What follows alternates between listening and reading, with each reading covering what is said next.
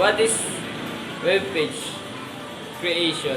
Web page creation involves designing and developing content can be viewed on the internet. This process includes planning the structure, layout, and visual elements of a web page as well as implementing necessary code that make functional HTML, hypertext markup language, CSS, cascading style sheet, and JavaScript.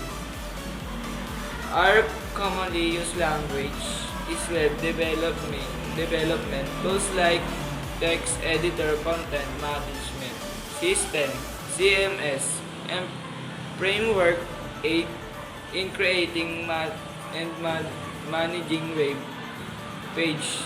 The goal is to create engaging and user-friendly experience for visitors.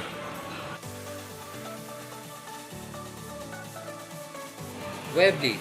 It's a user-friendly platform offering drag and drop functionally.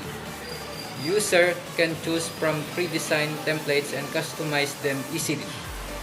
Webly is known for its simplicity, making it accessible for beginners.